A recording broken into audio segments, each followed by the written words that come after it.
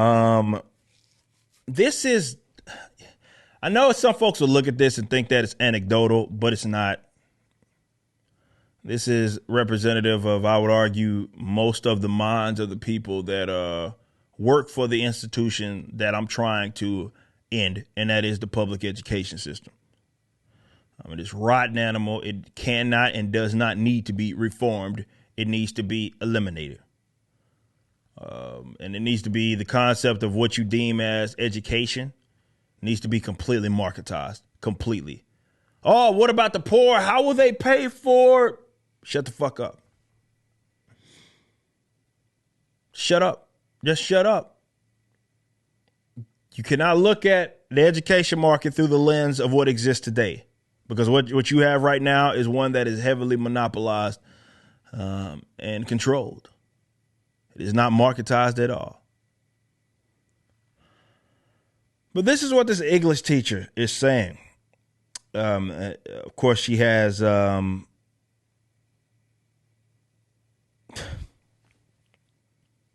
pronouns in the bio.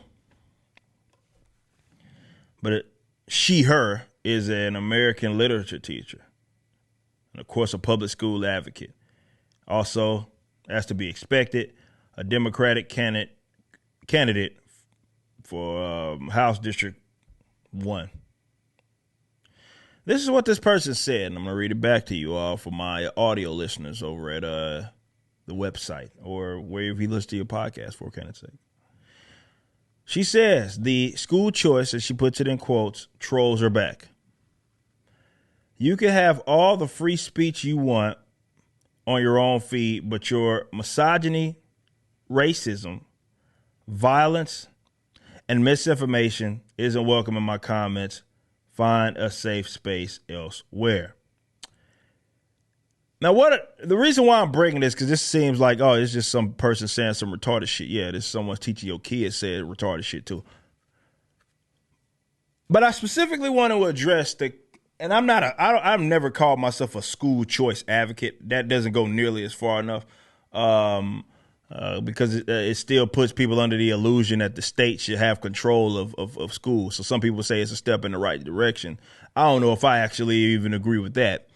I guess I can, but don't get me wrong, that's more preferable than what we have right now. However, I don't understand why, if you have people paying more attention, why not advocate for the actual solution instead of like a temporary one? You know what I'm saying? Like, I don't believe that the time to make a big drastic change is like some incremental bullshit, because if anything, that just kicks the can down the road, because people look at it like, well, we got some sort of success right now, so let's relax. I think more so it should be, okay, right now, people are paying attention, and people realize that something's fundamentally wrong. Get rid of this shit. Okay? But on a serious note, what they have done, and this is what more so I wanted to talk about, is they have deemed people that are seeing the issue with the public education system. And some people have different angles. I got an issue with the indoctrination and the fact they stealing fucking money from me to subsidize this shit. But yeah, some people have talked about this like critical race theory stuff and some of the weird things that they're teaching your children and all that. People have their reasons.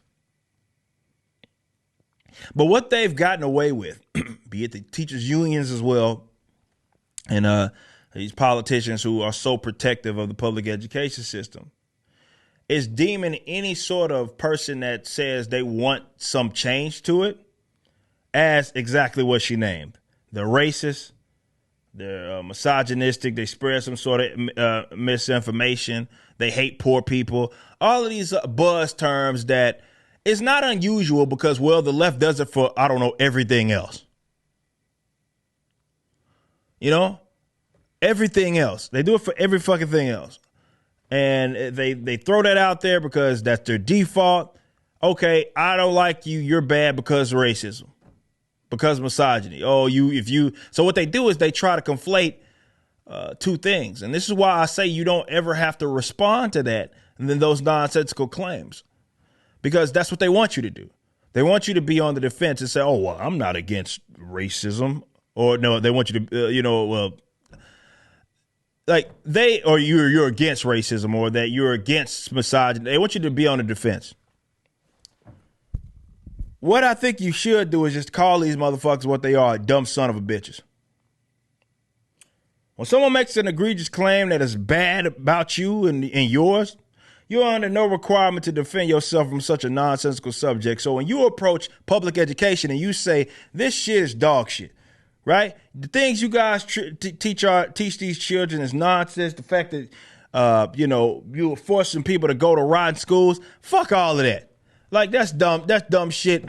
This is outdated. It's a completely archaic system that is really only designed to pump out a bunch of little minions and soldiers for the state. That's all public education really is. That's it. You're under no requirement to defend yourself from any of that shit because it's a false claim. It's a yelling squirrel is what it is. They feel like they don't have to defend themselves. Anything it is they say, if they can somehow pin you as a misogynist, racist, homophobe, disinformation, misinformation spreader that hates poor people. See, these are the types of people, and Piper here, the English teacher, that you want to know why so many academics and folks are so like protective of the status quo, be it in public education and higher education. I'm going to tell it to you right now. It's because they know the writing on the wall. They know that in the event this shit is eliminated, these people will be out of a job. Seldom there are some decent teachers that got caught up in the system. They would have no problem getting a job in the event that all of this shit is eliminated. But a lot of these people have fake jobs that are protected only because they operate with stolen goods. It's not marketized. They operate at a shitty school funded by stolen goods. That's it. And they know.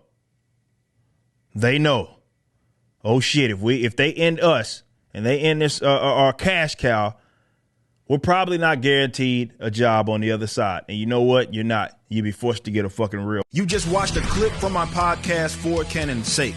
Catch us live at 12 p.m. throughout the week over at youtube.com/YoungRipper59 and follow us over at odyssey.com/@YoungRipper59. If you want to watch the entire video cast after the show is over, just be sure to become a member on the YouTube channel. Of course, the full audio portion of the podcast is available for free on all major digital platforms, or just visit forcanonsake.com.